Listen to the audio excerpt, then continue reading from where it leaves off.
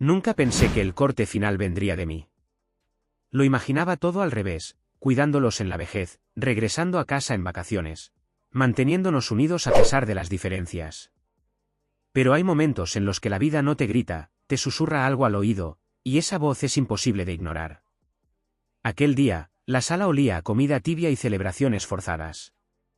El bullicio familiar flotaba en el aire como una carcajada demasiado prolongada. Mi hermano, Anthony, estaba rodeado de aplausos cuando le entregaron las llaves de un BMW flamante. Sus ojos brillaban con una mezcla de sorpresa y gloria. Lo abracé. Sonreí. No por él, sino por la costumbre de aparentar. Después, mi padre me tendió un sobre blanco. Lo tomé con una mezcla de curiosidad y una punzada inexplicable en el estómago. Lo abrí. Facturas. Préstamos. Cuentas vencidas. Alcé la vista. ¿Qué es esto? Mi madre entrecerró los ojos con una serenidad aterradora. Lo correcto, William. Has sido previsivo, trabajador. Es hora de que ayudes. Mi padre intervino sin inmutarse. Anthony aún está empezando. Tú ya tienes tu base. No te supondrá un esfuerzo. En ese instante, algo dentro de mí se quebró, no con un estruendo, sino con la precisión de un cristal al astillarse. Aquello no era un acto de justicia, era una traición envuelta en papel de familia. Busqué en el rostro de Anthony una grieta, un gesto incómodo. Nada. Solo encogió los hombros. Vamos, hermano. Siempre dijiste que el dinero no te importaba. Mi mente se nubló. No por rabia, sino por claridad. Esa clase de lucidez cruel que llega solo cuando el dolor se vuelve silencio. Volví a meter los papeles en el sobre, con calma quirúrgica. Gracias. Ya entendí todo. Mi madre asintió, encantada con lo que creía era mi madurez. Sabía que lo aceptarías. Le sonreí. Fue mi forma de despedirme. Subí a mi habitación, metí lo necesario en una mochila. Ningún portazo, ningún grito. Solo el sonido leve del cierre de mi maleta. Nadie intentó detenerme. Quizá pensaron que volvería tras una rabieta. No sabían que ese había sido el último gesto de obediencia. Los días siguientes fueron extrañamente tranquilos. Me instalé en una habitación modesta en una ciudad lejana, el nombre poco importa. Lo que sí importaba era que por primera vez, estaba solo, y libre. Las llamadas comenzaron la segunda semana. Primero, fingida preocupación. Hola, hijo, solo queremos saber si estás bien. Luego, el tono cambió. William, contesta. Tenemos que hablar. Finalmente, la súplica. Por favor, hijo. No lo decíamos en serio. No así. No respondí. No iba a regalarles el alivio de pensar que podían borrarlo todo con una llamada. Anthony lo intentó también. Su voz sonaba como siempre, segura, insolente. Deja de exagerar. Vuelve ya. Silencio. Lo bloqueé. Mi madre cambió de táctica. Su voz era dulce, casi vulnerable. William, cariño, estamos en apuros. Siempre hemos estado ahí para ti, ¿no puedes ayudarnos esta vez? Pero yo ya no era ese hijo obediente. Ese chico que esperaba reconocimiento. Esta vez, me había elegido a mí. La ironía me golpeó como una bofetada en una habitación vacía. Era la misma mujer que, sin parpadear, me entregó un sobre lleno de facturas como si fuera una medalla por mi esfuerzo. Y ahora, esa misma voz suplicaba ayuda, envuelta en el barniz frágil de la culpa. Una noche, mientras escarbaba entre correos laborales, apareció uno que no esperaba. Asunto, por favor, lee esto. Venía de mi padre. Dudé, el cursor flotó sobre el mensaje como si abrirlo fuera una decisión irreversible. ¿Lo hice? William, la situación es grave. Tomamos decisiones confiando en que podríamos controlarlo todo, pero se nos fue de las manos. Tu hermano no está en condiciones de ayudar. Siempre fuiste el fuerte, el que avanzaba sin mirar atrás. Nos equivocamos. Te lo digo con el corazón, lo sentimos. Pero te necesitamos. Al menos, escúchanos. Lo leí una vez. Luego otra. Y otra más. No era una disculpa. Era una súplica. No por el daño causado, sino por las consecuencias de mi ausencia. No lloraban por lo que me hicieron, sino por lo que ya no podían obtener de mí. El hijo ideal resultó inútil cuando el agua les llegó al cuello. Y ahora, solo quedaba el hijo funcional. No respondí. Pasaron 3 días. Una llamada interrumpió el silencio. Número desconocido. Contesté por instinto. ¿William? Era la voz de mi tía Nancy, apenas un susurro cansado. Si vienes a convencerme de volver, no malgastes saliva. Solo escucha, por favor. Hubo una pausa. Escuché un suspiro. Sé que estás herido. Y tienes razón. Pero ellos nunca pensaron que esto terminaría así. Reí con amargura.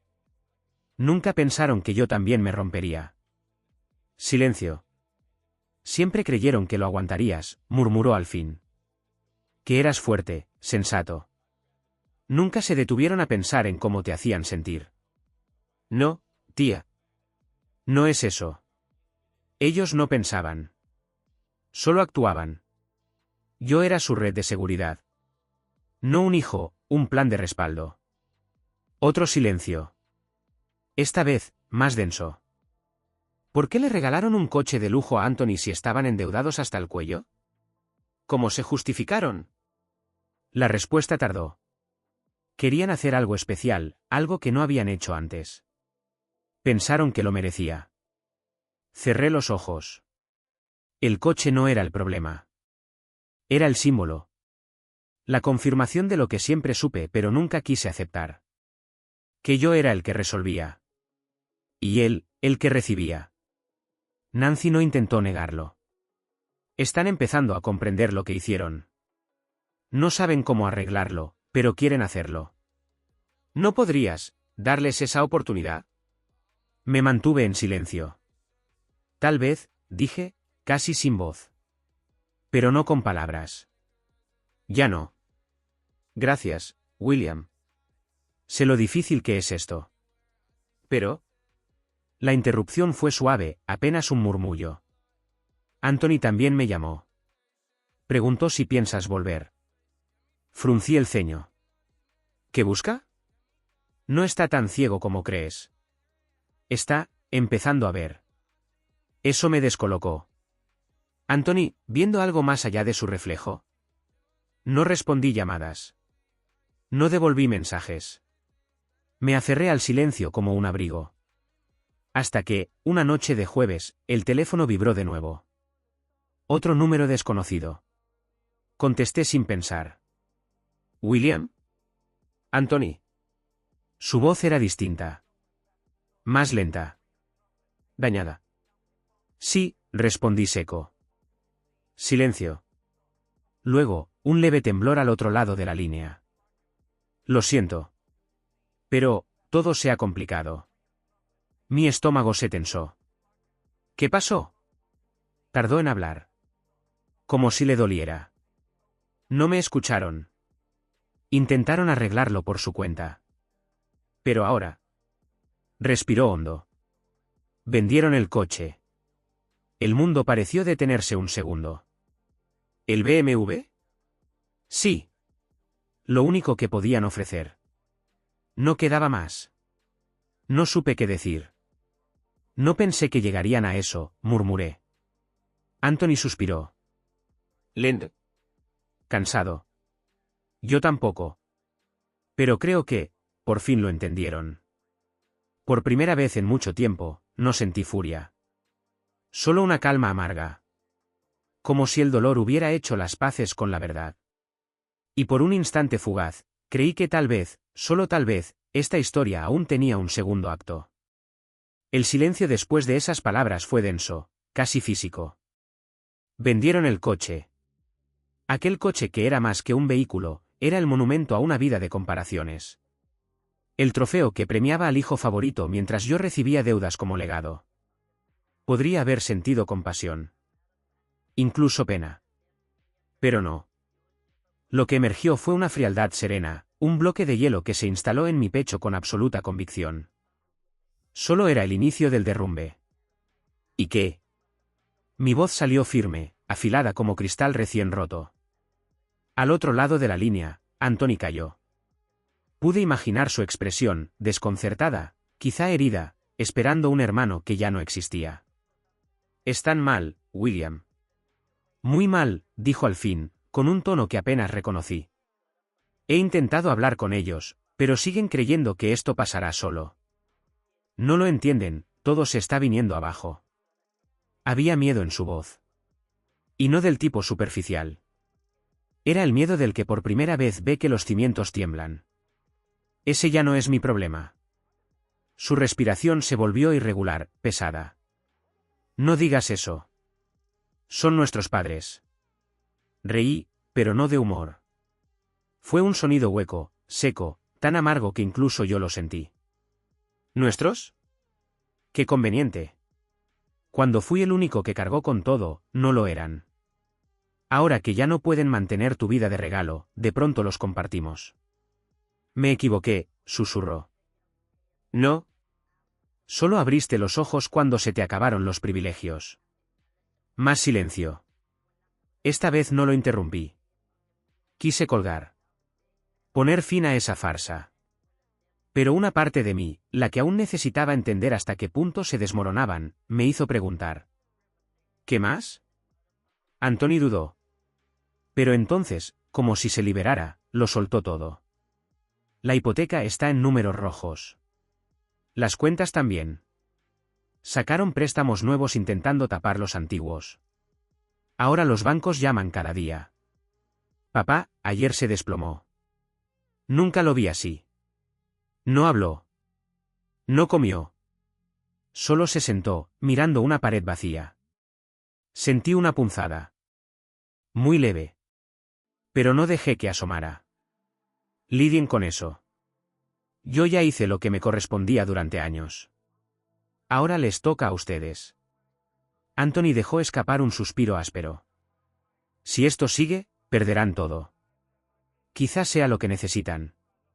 Que, por una vez, paguen el precio real de sus actos. La crudeza de mis palabras lo paralizó. Lo sentí. ¿De verdad no vas a hacer nada? Respiré profundo. Cada palabra que elegí fue un ladrillo más en el muro que me separaba de ellos. Siempre fuiste el favorito, ¿no? Pues ahora, encárgate tú. Colgué.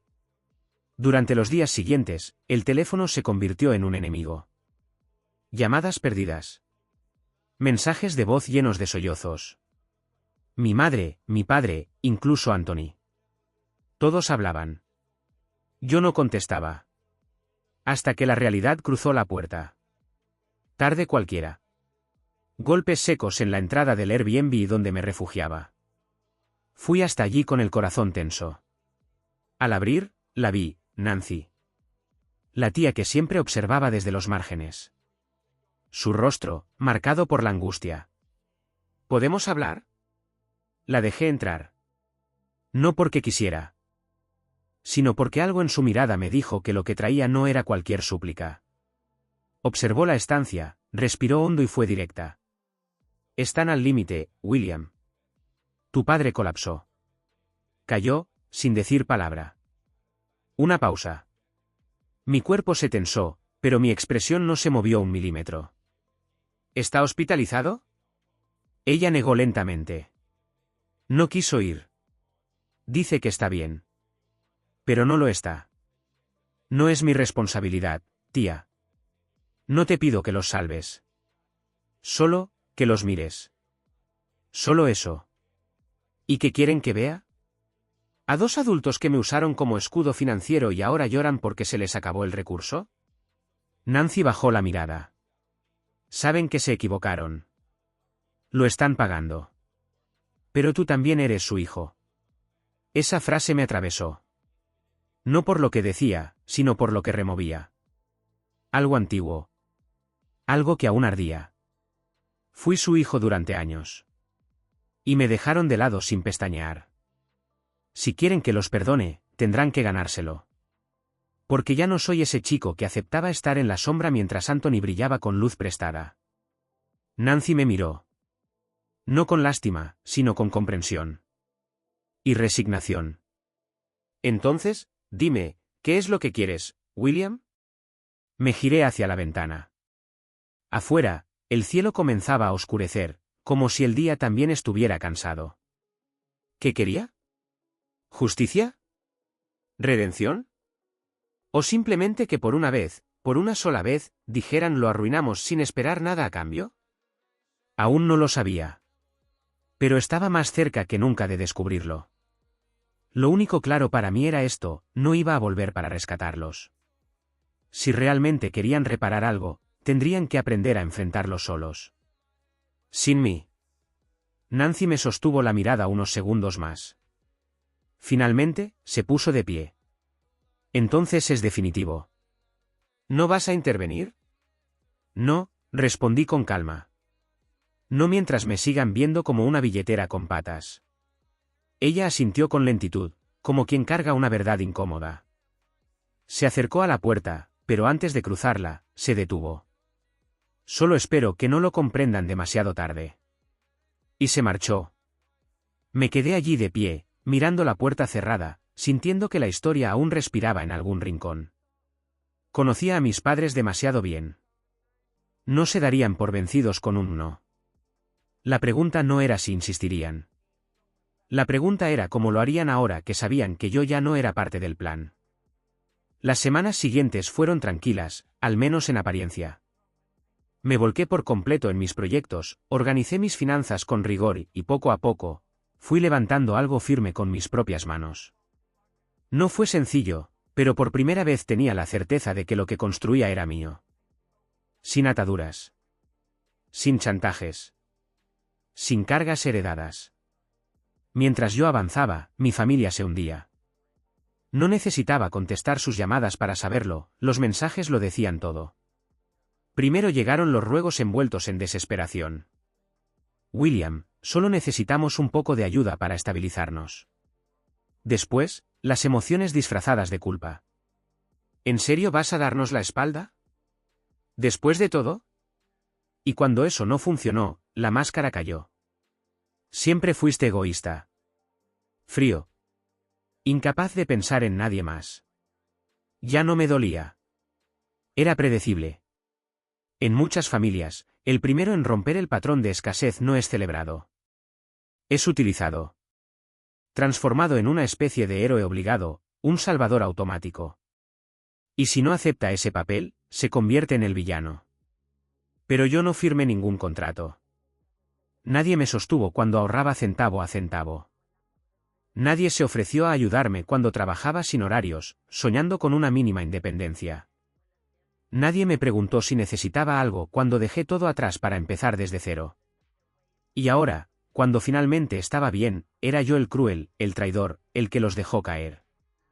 La ironía era perfecta. Nancy fue la última en intentarlo. Una noche cualquiera, un domingo como tantos, volvió a aparecer su nombre en la pantalla. No contesté. Pero después llegó el mensaje, largo, cuidadosamente escrito. William, entiendo tu dolor. Pero tu familia está pasando por una situación devastadora. Tus padres lo han perdido casi todo. Anthony hace lo que puede, pero no tiene tus medios. ¿De verdad vas a permitir que esto termine así? ¿Eres parte de ellos, te guste o no? ¿Podrías marcar una diferencia? ¿Podrás vivir con esa decisión? Sostuve el teléfono durante un largo rato. Mi respuesta fue corta, pero contundente. Nancy, no le debo estabilidad a nadie. Nadie me ayudó cuando la necesitaba. No soy el remedio a sus errores. Tal vez algún día lo comprendan. Toqué enviar. Y luego silencié cada notificación. La desconexión, ahora sí, fue total. No volvieron a buscarme. Se extinguieron los intentos. Se acabaron los ruegos. Incluso aquellos que antes fingían preocuparse, ahora fingían que yo no existía. Me convertí en el exiliado. El ingrato. El hijo que abandonó el barco cuando más lo necesitaban. Pero si alguien escuchara su historia, sería fácil juzgarme. Nadie de afuera vería los años de silencio, de favoritismo descarado, de cargas desiguales. Solo verían al que dijo no cuando todos esperaban que dijera sí. La verdad es que nunca fui realmente parte de ellos. Fui un recurso, una estrategia, una apuesta a futuro. Y cuando esa inversión no devolvió lo que esperaban, me descartaron como se descarta una acción en picada. Lo más triste de todo es que siguen convencidos de que tenían razón. En su lógica, si logras salir adelante, tienes la obligación de arrastrar a todos contigo. No importa el costo. Pero nadie piensa en la otra cara, en el esfuerzo silencioso, en los días sin dormir, en las puertas cerradas. Nadie piensa en si tú quieres cargar con el mundo. Yo no quise. Y no lo haré. Elegí vivir sin permitir que me manipularan con culpas antiguas. Sin aceptar el papel que me escribieron sin preguntarme. Y en esa decisión encontré algo que jamás me habían dado. Libertad. Porque la verdad es simple, no los necesitaba. Y por eso, fui capaz de salvarme.